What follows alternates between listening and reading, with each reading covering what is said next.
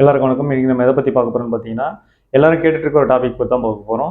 அதாவது skill India பற்றி தான் நம்ம பேச போகிறோம். ஏன் இந்த டாபிக் நம்ம இப்போ சூஸ் பண்ணியிருக்கோம் அப்படின்னு பார்த்தீங்கன்னா, இப்போ மோஸ்ட்லி நம்ம கிட்ட இருக்க என்ஜிஓஸ் ஆல்மோஸ்ட் எல்லாருமே பார்த்தீங்கன்னா ஏடிஜிட்டல், சிஎஸ்ஆர், என்ஜிஓ டர்பன் ஐடி எல்லாமே எடுத்துட்டாங்க. மோஸ்ட் ப்ராபப்ளி எல்லாரும் ப்ரொவிஷனல் ஏடிஜிட்டல் எடுத்திருப்பீங்க. மேபி நீங்கள் ஃபைனல் ஆர்டர் ஒன்று எடுக்காமல் இருந்திருப்பீங்க. அவங்கள சீக்கிரம் நம்ம கான்டாக்ட் பண்ணி ஃபைனல் ஆர்டருக்கு அப்ளை பண்ணிக்கோங்க. ஸோ இதை தாண்டி நெக்ஸ்ட் லெவலுக்கு நம்ம போகணும். அதாவது ஒரு ஃபண்ட்ஸ் வாங்கணும், இல்லை ஒரு ஆக்டிவிட்டிஸ் செய்யணும், இல்லை கவர்மெண்ட் கூட டைப் பண்ணி ஏதாவது ஒரு ப்ராஜெக்ட் பண்ணணும் அப்படின்னு நினைக்கிறவங்க, நீங்கள் வந்து நெக்ஸ்ட் லெவலுக்கு போகிறதுக்கு ஸ்கில் இண்டியா நீங்கள் சூஸ் பண்ணலாம். ஏன் அப்படின்னா இது ட்ரைனிங் ப்ரோக்ராம் பற்றின ஒரு ஐடியாஸ் தான். அதாவது நீங்கள் வந்து ஒரு ப்ரொஃபஷ்னலாக இருக்கீங்க, ப்ரொஃபஷனல் இன் சென்ஸ் ஏதாவது ஒரு ஒர்க் ரிலேட்டடாக இருக்கீங்க. நீங்கள் வந்து ஒரு கம்ப்யூட்டர் சயின்ஸில் ஒரு நல்ல நாலேஜ் உள்ளவங்களாக இருக்கலாம். மேபி நீங்கள் வந்து ஒரு ஃபிசியோதெரபிஸ்ட்டாக இருக்கலாம், ஒரு டாக்டராக இருக்கலாம், இல்லை நீங்கள் ஏதோ ஒரு கைடன்ஸ் கொடுக்கணும்னு நினைக்கிறீங்க மக்களுக்கு, இல்லை உங்களோட என்ஜிஓ மூலமாக வந்து பார்த்தீங்கன்னா நீங்கள் வந்து ஒரு சுய தொழில் நீங்கள் கற்றுக் கொடுக்கறதுக்கு உண்டான சர்டிஃபிகேட்ஸ் தரதாக இருக்கலாம்.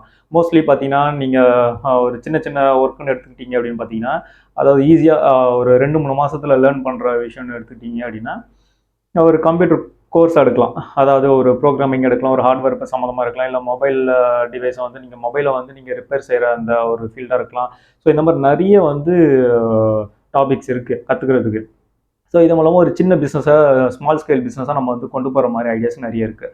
ஸோ இந்த ஐடியாஸ் எல்லாமே பார்த்தீங்கன்னா நம்மளோட என்ஜிஓ மூலமாக நீங்கள் பண்ணலாம். அந்த என்ஜிஓ மூலமாக எப்படி நீங்கள் பண்ண முடியுன்றது தான் இப்போ நம்ம சொல்ல போகிறோம். அதாவது நீங்கள் வந்து ஒரு என்ஜிஓ வச்சுருக்கீங்க, நீங்கள் வந்து எல்லா சர்டிஃபிகேட்ஸ் எடுத்துட்டீங்க, நல்லா ஆடிட்டிங்கு, ஐடிஆர் எல்லாம் பண்ணிவிட்டு சின்ன சின்ன ஆக்டிவிட்டிஸ் பண்ணிட்டு இருக்கீங்க. நெக்ஸ்ட் லெவல் நீங்கள் வந்து ஒரு இன்ஸ்டியூட் மாதிரி நீங்கள் ரன் பண்ணி அந்த இன்ஸ்டியூட்டில் ட்ரைனிங் சென்டராக நீங்கள் கொடுக்கணும். அதாவது ட்ரைனிங் சென்டர் இன் சென்ஸ் எப்படின்னா, ஏதாவது ஒரு ஒர்க், ஏதாவது ஒரு ஜாப் நீங்கள் வந்து மற்றவங்களுக்கு சொல்லிக் கொடுத்து அவங்களுக்கு அந்த சர்டிஃபிகேட்ஸ் கொடுத்து அது மூலமாக அவங்க வந்து ஒரு 4 பேருக்கு வேலை கொடுக்குற மாதிரி ஒரு பயன்படுற மாதிரி ஒரு வேலை இது.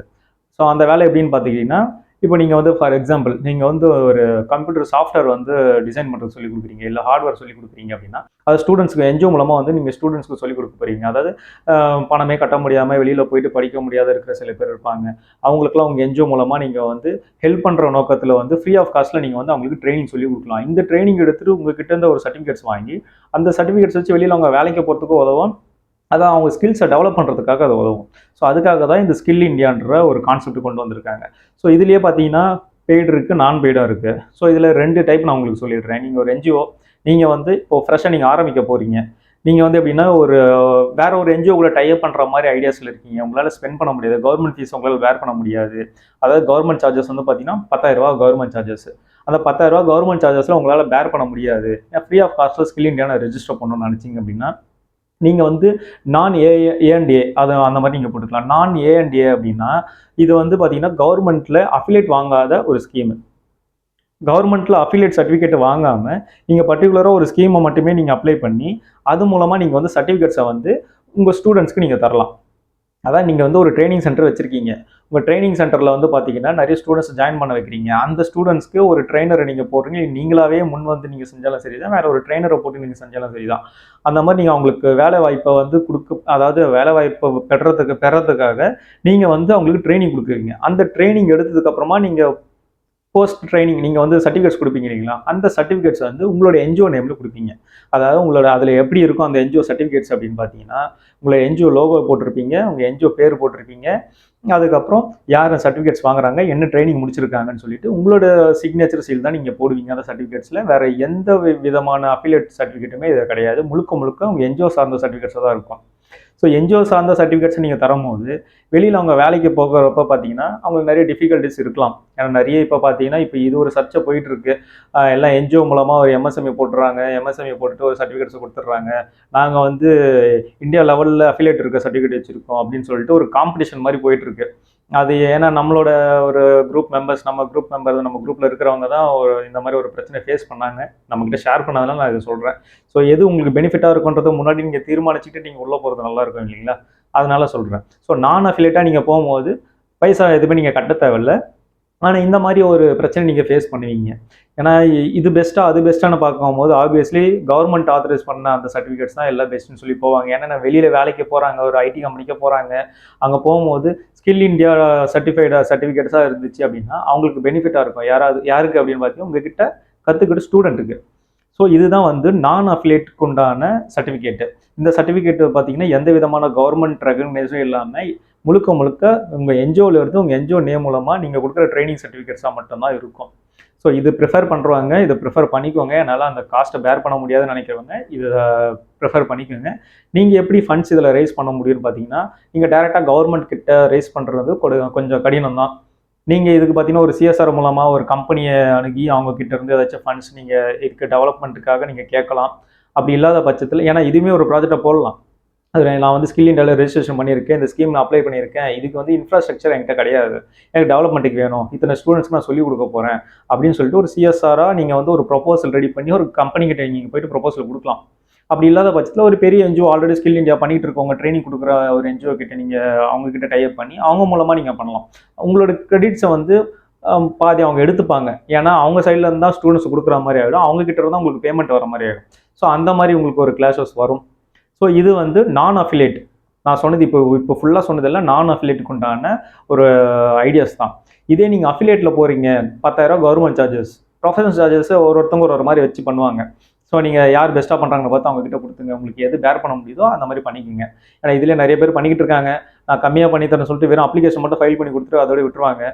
ஸோ நீங்கள் ஒரு சர்டிஃபிகேட்ஸோ ஒரு இது அப்ளை பண்ண போகிறீங்க அப்படின்னா முழுக்க முழுக்க என்னென்னு தெரிஞ்சுக்கிட்டு நீங்கள் உள்ளே போகிறது நல்லதுன்னு நான் சொல்லுவேன். ஏன்னா வெறும் அப்ளிகேஷன் மட்டும் சார்ஜஸ் பண்ணிவிட்டு ஒரு 15,000 வாங்கிட்டு 10,000 கவர்மெண்ட் ஃபீஸ் கட்டிட்டு ஒரு 5,000 வந்து பார்த்தீங்கன்னா என்னோட ப்ரொஃபஷனல் ஃபீஸ்னு சொல்லி எடுத்துகிட்டு வெறும் ரெஜிஸ்ட்ரேஷன் மட்டும் பண்ணிட்டாங்க அப்படின்னா ஒரு 3 மாதமோ 4 மாதமோ 6 மாதமோ கழிச்சு உங்களுக்கு இன்ஸ்பெக்ஷன்லாம் வந்து முடிஞ்சதுக்கப்புறமா திருப்பி நீங்கள் ஸ்கீம்ஸ்க்கு அப்ளை பண்ணுறதுக்கு யாரும் ஹெல்ப் பண்ண மாட்டாங்க, தனியாக திருப்பி ஃபீஸ் கேட்பாங்க.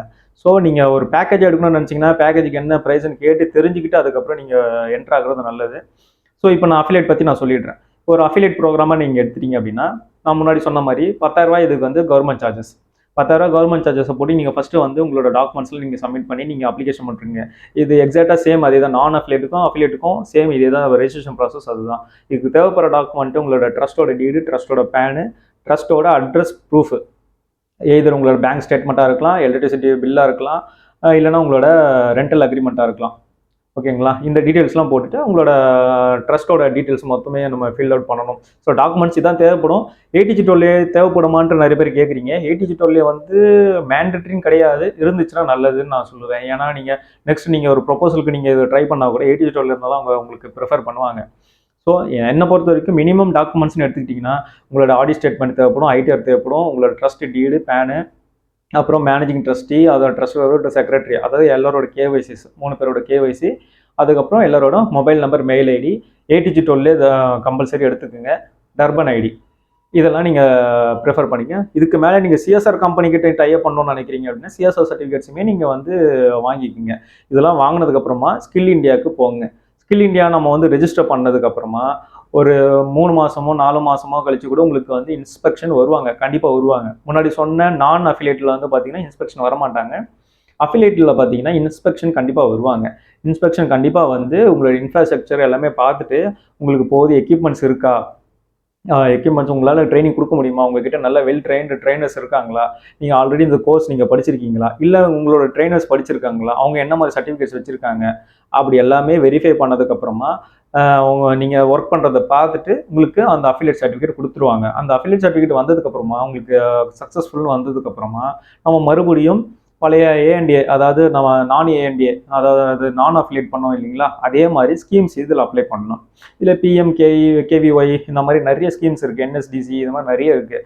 ஸோ இது எது உங்களோட பர்டிகுலராக உங்களோட ட்ரைனிங், அதாவது நீங்கள் கொடுக்க போகிற அந்த தொழில் பயிற்சிக்கு எது உங்களுக்கு தேவைப்படுதோ அந்த மாதிரி ஸ்கீமை வந்து நீங்கள் அப்ளை பண்ணிக்கிட்டீங்க அப்படின்னா உங்களுக்குள்ள வர நீங்கள் வந்து எப்படி பண்ணுவீங்கன்னா இதில் வந்து முழுக்க நீங்கள் வந்து ஃப்ரீ ஆஃப் காஸ்ட்டில் நீங்கள் பண்ணுற மாதிரி இருக்கும். ஃப்ரீ ஆஃப் காஸ்ட்டில் பண்ணுற மாதிரி இன்சென்ஸ் பசங்க உங்ககிட்ட சேர்றவங்க எல்லாமே வந்து ஒரு கவர்மெண்ட் செக்டாரில், அதாவது வித்தவுட் பேயிங் தான் இதில் வந்து படிப்பாங்க. உங்களுக்கு கவர்மெண்ட் அந்த எந்த ஸ்கீம் உங்களுக்கு அப்ரூவ் ஆகிருக்கோ அந்த ஸ்கீம்லேருந்து உங்களுக்கு இத்தனை நபருக்கு இத்தனை பைசான்னு சொல்லிட்டு உங்களுக்கு பைசா வர ஆரம்பிக்கும். இதுதான் ஸ்கில் இண்டியாவில் நீங்கள் போயிட்டு ஏர்ன் பண்ணுற ஒரு மெத்தடு.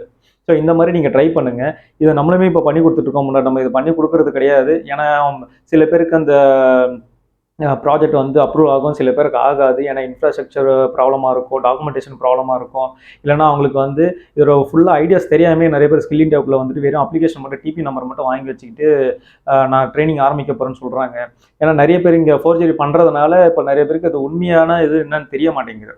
ஏன்னா எப்படி நெக்ஸ்ட் லெவல் போகிறது, இதுக்கு என்னென்ன டாக்குமெண்ட்ஸ் வேணும்னு ஃபஸ்ட்டு தெரியணும், ப்ராசஸ் எப்படி நடக்கும்னு சொல்லி முன்னாடியே நம்ம சொல்லணும். அது தெரிஞ்சாதான் உங்களுக்கே புரியும். இது நம்மகிட்ட இருக்கு, நம்மளால இதை பண்ண முடியும் அப்படின்னு உங்களுக்கு தெரிஞ்சால் மட்டும் தான் இந்த ஃபீல்டுக்குள்ளே நீங்கள் வர முடியும். ஸோ அதுக்காக தான் உங்களுக்கு கிளியராக நான் வந்து ஒரு வீடியோ பதிவு போடுறேன். இதை பார்த்துட்டு யாருக்கெல்லாம் தேவைப்படுதோ அவங்க என் நம்பருக்கு காண்டாக்ட் பண்ணுங்கள்.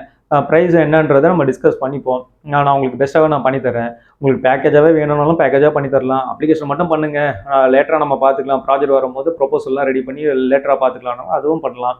இல்லை நீங்களே எல்லாமே பார்த்துக்கங்க. ஒரு 4 மாதம் 5 மாதம் கழிச்சு எனக்கு அஃபிலியேட் சர்டிஃபிகேட்ஸே வந்தாலும் ப்ராஜெக்ட் ப்ரொபோசல்ஸ் எல்லாமே சேர்த்து ஒரு காம்போவாக பண்ணிக்கலாம்னு சொன்னால் அதுவுமே நம்ம பண்ணி கொடுத்துட்டு தான் இருக்கோம். நம்ம வந்து எப்போவுமே ஓப்பனப்பாக பேசிடுவோம். இதுதான் ப்ராசஸ். ஏன்னா லேட்டராக வந்து நம்ம இதுக்கு அதுக்குன்னு சார்ஜஸ் கேட்டுட்டு அந்த மாதிரி டிமாண்ட் பண்ணுற அந்த மாதிரி பர்சன் நம்ம கிடையாது. முன்னாடி இதுதான் ப்ராசஸ் சொல்லிட்டு தான் நம்ம உள்ளே இறங்குவோம். நம்ம கமிஷன் பேஸ்லலாம் நம்ம வரது கிடையாது.